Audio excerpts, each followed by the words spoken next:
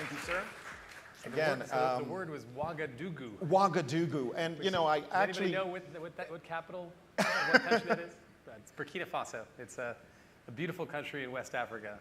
So, truth be told, I'd practiced it a couple of times in the back and never got my confidence up that I was going to nail it. So, just say Ouaga. Ouaga. I just abandoned it. So, Justin, thanks so much for being here. Let's jump right into this.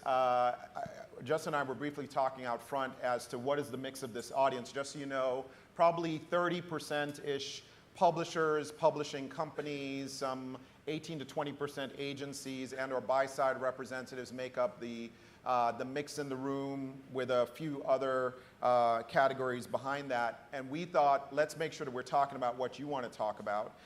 So I wanted to start with sort of the first question that we thought about here is, let you talk a little bit. Just provide for this audience a quick overview of Bloomberg's media strategy, if you can do that. Yeah. Well, thank you for having us, and thank you, Rajiv, for the terminal reference. We appreciate that too. We do believe at Bloomberg that actually the role of companies like yours at PubMatic, particularly given the shifting currents and winds in media with the platform, the aggressive roles of the platforms, is a very important role, and so we are very thankful for our partnership. Bloomberg Media is a truly incredible media company in the sense that it's completely unique. It's part of a broader company, Bloomberg LP, which of course its core product is the Bloomberg Terminal, and it was built really largely about 30 years ago as a content marketing arm for the terminal business. Bloomberg Radio was first, and Bloomberg TV. And it was targeting the customers of the Bloomberg Terminal, which are prospective financial professionals.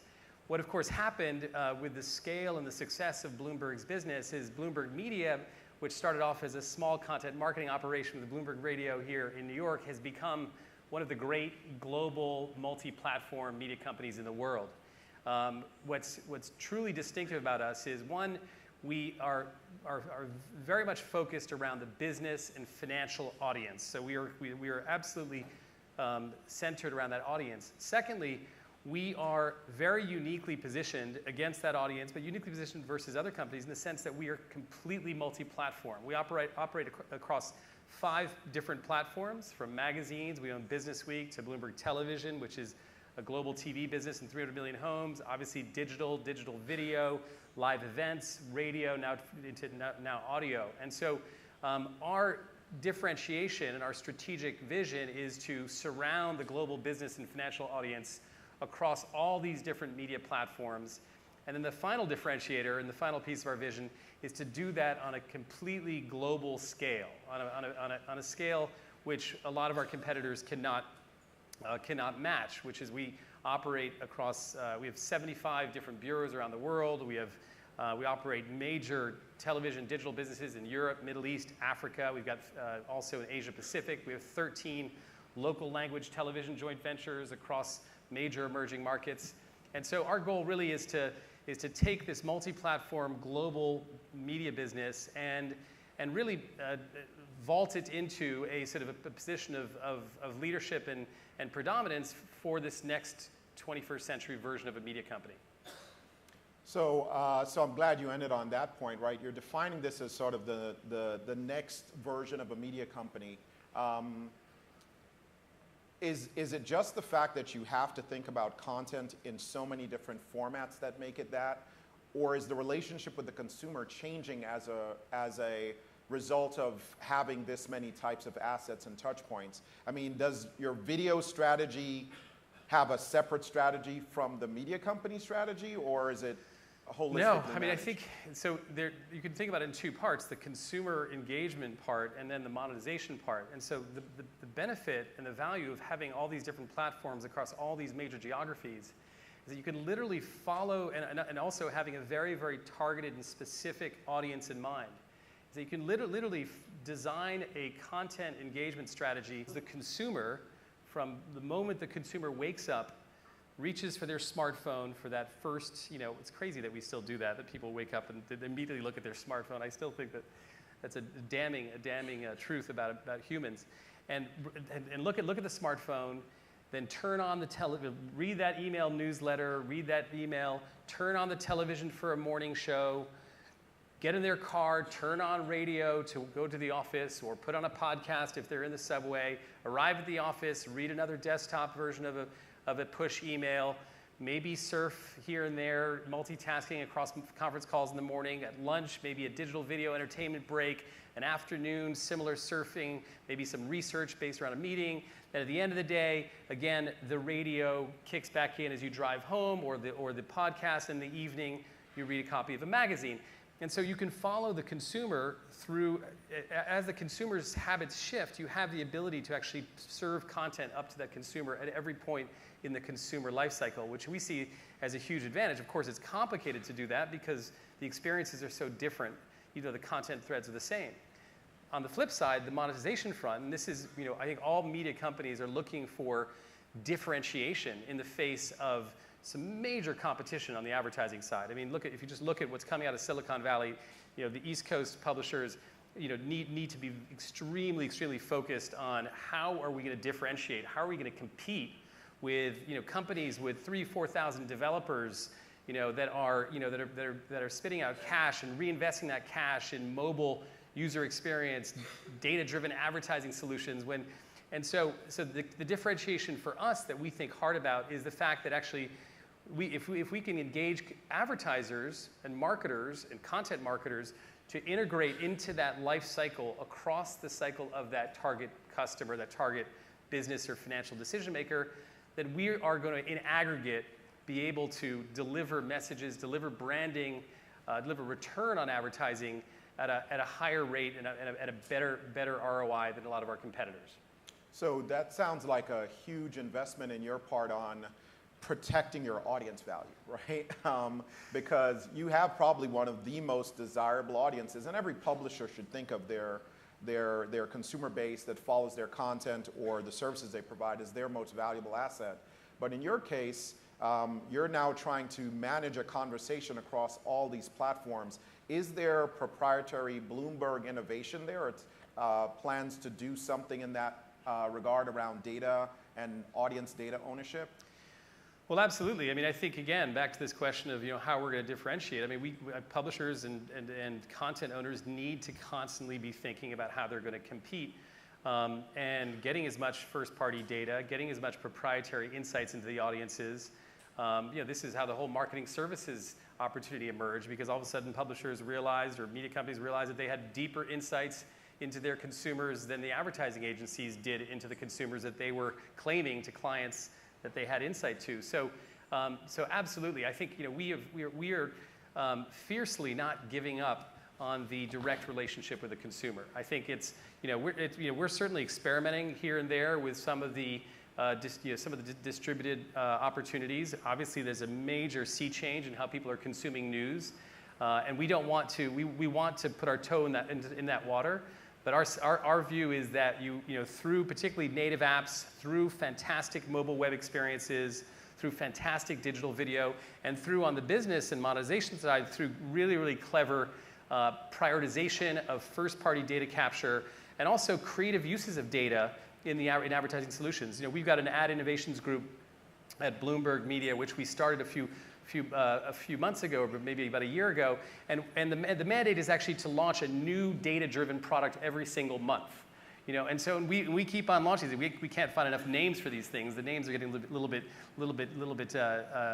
trendy or boring. But one of the more recent ones we called B-Match. We put a B in front of a number of them, and we literally had an advertiser who was interested, who realized that actually that 40% of their shareholder base were retail investors. And so we determined with them that actually, the best way of identifying who a retail investor is by actually looking at all the log files of who went and searched on Bloomberg's data pages, stock pages, who searched on Yahoo Finance's pages for the actual ticker of that stock, and then to track the behavior of the person who was actually searching for that stock across the life cycle of their web consumption. And what we discovered was all sorts of fascinating things. We discovered that they were something like 87 times more likely to click on content that had the word manufacturing in it, and that they were a lot more likely, by many multiples, likely to consume content actually completely counterintuitively on Fridays, Saturdays, and Sunday afternoons. And so we were able to, this is first-party data on our site. We were able to capture this, customize an entire campaign around this, and the results, as you'd expect, were superior from the traditional approach of just putting the marketing out there and seeing what happens. That's great. Again, huge, clearly a huge investment on your side, both in terms of building out the innovation group, but just also rethinking the assets of the business, right? Not just the editorial created, but one of the assets just in ownership of this data. For a minute, let's go back to video and mobile, or mobile video in particular. Again, everyone's looking for the secret sauce. Everyone's trying to figure out what to do about my mobile and mobile video assets. What are you doing to ensure that today's sort of, again, you described almost a fickle consumer or a highly engaged consumer, whichever one you want to call it, who wakes up in the morning, grabs their phone, carries the conversation forward. How are you, or what are you doing to ensure that that consumer is getting the best content experience possible in your mobile video products? Well, I think it's just the same way. I think that we'll look back and the conversation about what was mobile versus what was anything else is going to kind of it's going to blur, because I think if you're segmenting mobile versus desktop at this point in your strategy, you're kind of probably not thinking as aggressively about, or not looking at the trend lines in terms of mobile. So our entire digital video strategy is predicated on the rise of mobile. And so just to give you a sense of our digital video strategy, we're really proud of it across the last 2 years. We went from sort of maybe number 7, number 8 in the world in global in rankings of digital video, and have risen actually to, we actually beat out Yahoo Finance in the month of August for the first time as the number 1 in global business video. Fell back in September. Of course, these ComScore numbers are a little bit hard to gauge, what in fact is going on. But we are very fortunate in the video space, like a lot of other television-based companies are fortunate in that we have this remarkable asset of this global television network that is producing 24 hours of global high-quality content all the time. And so that is the core engine. It's not the only engine, but it's a core engine for what we do. And so we have teams of people working with the television producers, both here in New York, in London, in Hong Kong, in Singapore, and all around the world, who are actually watching the live linear feed and literally looking for the most interesting news-making moments, the moments that actually might be the most consumable, on social media, and actually capturing those moments. And then almost in real time are working. We publish simultaneously 5,000 business and financial articles every single day across the Bloomberg terminal and across all of our digital properties. Actually, about half of that on the digital properties, but 5,000 on the terminal. And so you've got this process of then matching the articles, because people don't necessarily go to content saying, I want to watch video, or they do for entertainment and so on, but for news, they want to know about the AB InBev acquisition of SAB Miller this morning for $106 billion, and whether they get a video or an article about it, they just want it fast and smart. And so what we've done is been able to take these global television assets, cut it into 200 news-making clips from all around the world, take the 2,500 or 3,000 articles we publish every day, and then match literally live, using technology, also using some editorial site, match the videos to the articles, and then serve that integrated sort of digital and text and photo-based content to our audiences. And that's basically been, it sounds relatively simple, but the complexity of all that has been a big achievement. It's led us to our position of leadership. In terms of mobile video, it's all about responsive design, right? Because with the exception of Facebook and some of the big apps, so much news is still consumed on the mobile web. And so just make sure you have a phenomenal, responsive, mobile-first web property, and that's, you've won half of the battle. Obviously, content formats are also deeply affected by the mobile environment. So we've got lots of new experiments underway where we're going to much shorter form content. We're going to content without actually verbal overlays, where we're just putting written overlays.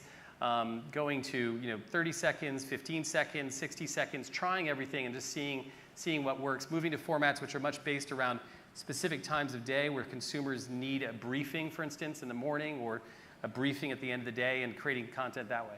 So that's exciting, because that sounds like an understanding of, again, make the content very digestible, right, for an audience that has got less attention in every given moment, but you're distributing in a very different way altogether. So very exciting. What did it put as a burden on your production just to be able to create that? Are you producing all of that local to market? Are you producing it centrally in one place around the globe and then distributing it out? Have you changed the way you're organized internally to be able to get this kind of output out of the organization, where it never had to really organize itself this way before? It has had much of a linear delivery. What you're describing is almost a dynamic delivery of content to the consumer.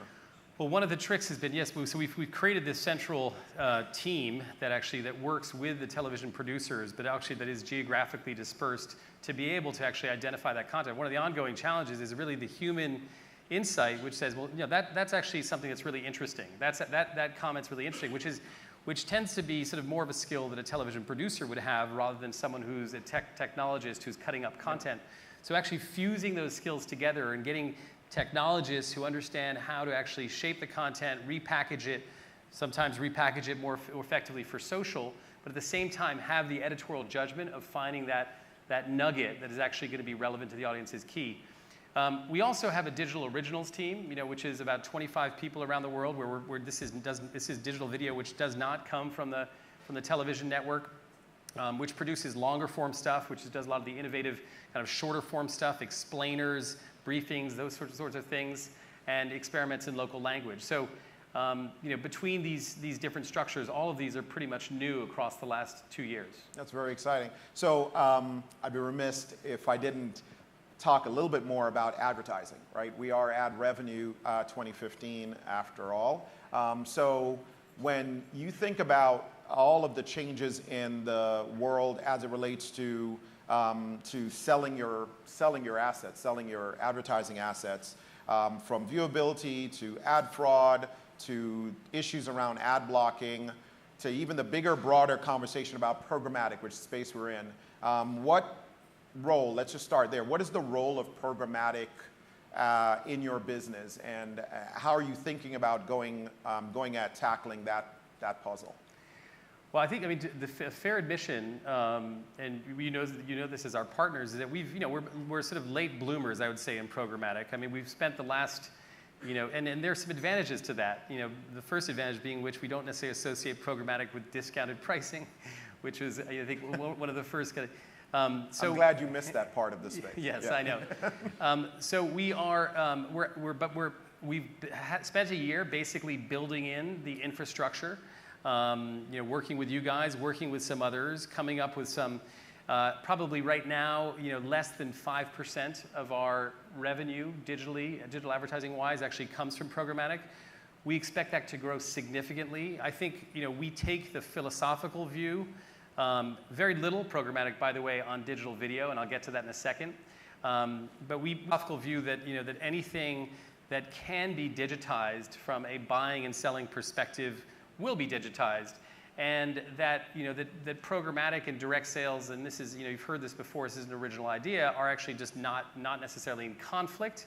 That actually there will become a kind of hybrid, synthesized organization where the ideation and the creativity and the custom thinking and custom content creation will sort of probably live at the top of the funnel, and then we will be executing most of these initiatives and programs via programmatic purposes. How long that's going to take, I think it could happen, sooner than people think. Yep. I think it's not something to fear. I think the capabilities that need to be built to really thrive in a world where that is effectively how things have turned are really important. So publishers accepting that as an ultimate outcome, and actually then retooling their sales force, the direct sales force, with that ultimate outcome in mind, that programmatic will be the main form of transaction for all your advertising assets, I think is a healthy thing to do. On digital video, we've really done very little, and this is it's a good problem to have, though it's one which won't last very long. But we are sold out of U.S.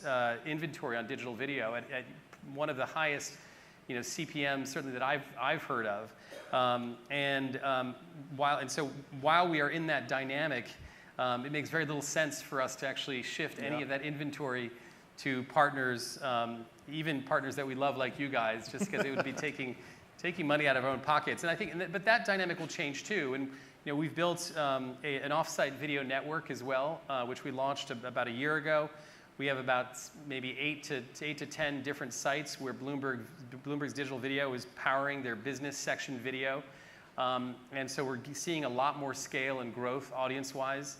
Ultimately, I mean, we are a premium, high-end publisher for business and financial professionals. There are not hundreds of millions of them in the world. There are, we reach around 50 million unduplicated business and financial executives and entrepreneurs. I mean, that will grow certainly as the market grows. We don't obviously have 100% penetration, but if you're looking at sort of scaling very, very large businesses, you have to think, particularly in digital video, given the economics, you have to think in a distributed model way. I think even more so there than potentially even with some of the kind of the more text-based social stuff. Oh, that's excellent.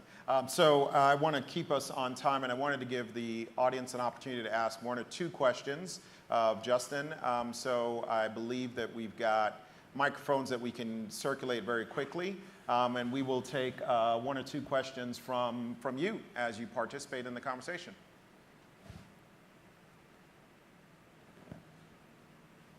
See, yeah. You had any missteps that you think that you've learned from? Could you repeat that? I didn't hear it clearly, Justin. Do you think you've had any missteps that you've learned from?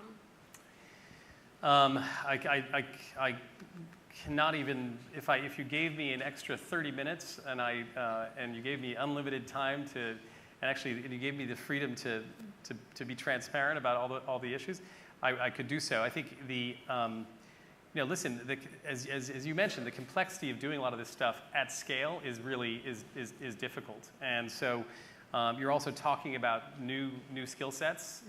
This combination of whether it's on the monetization side or the creative side, this combination of data and creativity, or technology and content that are just incredibly difficult challenges. I think the operating on a global scale is also extremely challenging. We've had some missteps in the sense where we've sort of stutter-stepped between a regional approach versus a purely global approach.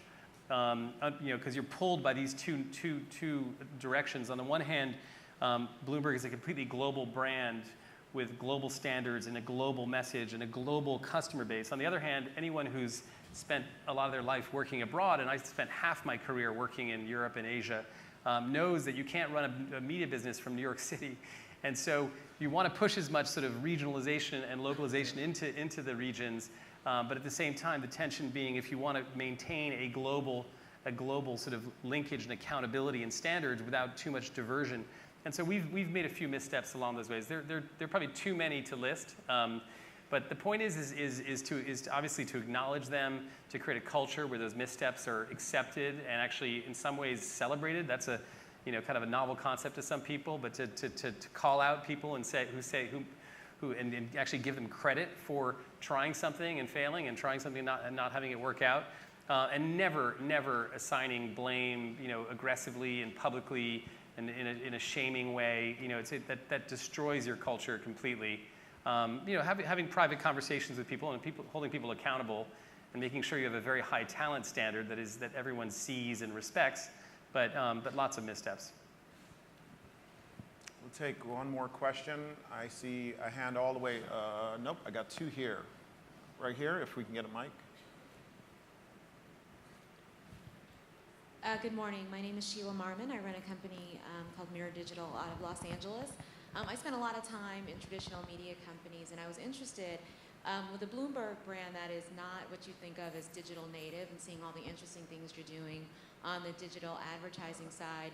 How do you use the tools that PubMatic affords you in some of the larger, potentially 360 deals? You know, how do you guys organize that? And thinking about, you know, sometimes digital can be the stepchild still when you have broadcast and print brands and these other larger businesses. Well, I was interested in Rajiv's presentation to see the kind of the multi-platform kind of new tool innovation that you're looking for, because for us, honestly, as I described at the outset, one of our main differentiators is our multi-platform capabilities on a global scale, tracking the consumer throughout. You know, we have had a very difficult time, this is not with PubMatic, just satisfying the wishes and the dreams and the aspirations of some of our clients who would love to have this global multi-platform solution, you know, at a turnkey basis. You know, talk about missteps again. I mean, we had one big advertiser, and it actually ended up working out well at the end, but we were cobbling together literally, you know, sort of television creative, digital video creative, across, you know, 7, 8 different platforms. And I mean, the internal time and the internal stresses and the opportunity for mistakes and missteps that caused by that were, you know, are a huge business challenge and problem, which makes it so ripe for partners like PubMatic and others. You know, was excited to see the Rentrack Comscore merger on this front. That's sort of right in our wheelhouse, to get more innovation around, you know, advertising, research, accountability. Obviously, the management of creative across these platforms as well. I mean, we are the poster child for this, and we're dying for that technology to come, and we're investing with our partners in bringing it faster. All right, so we would love to take more questions, but we do want to keep ourselves on schedule. Justin, I want to thank you so much again. Thank you. It's really such a pleasure to have you on stage with us. Please, Justin Smith. Again, we're very grateful his time and investment to be here. I'm going to turn over right now.